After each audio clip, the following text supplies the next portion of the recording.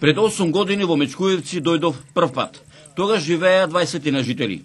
Меѓу десетината кои тогаша и денеска живеат во селово се и Стојан и Васка Саздови и нивната соседка Слободанка Иванова.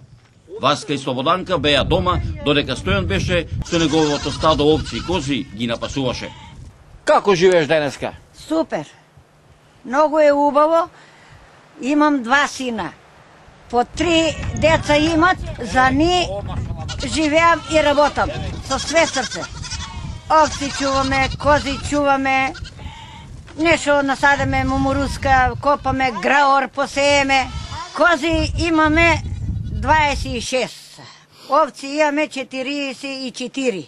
Јариња 36, ама многу по 4, четворка, тројка, двојка. Јагниња има 40, 10 продадоме, 30 и сега има сугарни 36.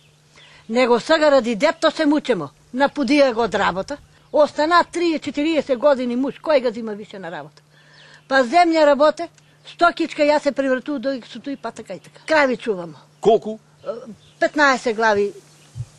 Стари и теленца така, има. Машала, нека што слика зубово. Али мучемо се. Телиња имамо сега 7 отелени и оние другите още има за телени и такви јунички не са тие телени. Млекото исто така. Носимо шведска лекара. Пропадна, останаа ни лазо 500 евра таму.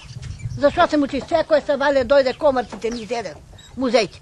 Носимо, на крај останаа парите недадени. Носимо друга млекара. Пропадна човеко, расипало му се сирење врлил. Нема што да ти даде. Па зема еден котел земамо па за да ни отплате. Ти кажувам, сум задоволна и го искористам како што требе. Сино работи у банка и сите му взимат по 2, по 3 јариња за мај. И сега гледам и ноќе ќе дам, само да ги угоем, да ги продам. Това не продаде 260 кила урда. Абе, ја 20 години су ишла на одмор само. Грчка и Бугарија. Удора не су ишла, онака ќе отидемо секоја, речи се у месецо, кад беше преко една недела идемо, онака да отидеш. Так. На викенд. Так. У Охрид.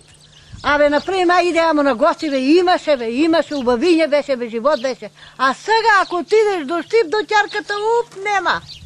Може ли да се живее на село, шо велиш вака? Слушај, ќе се живее ако си водеш ред.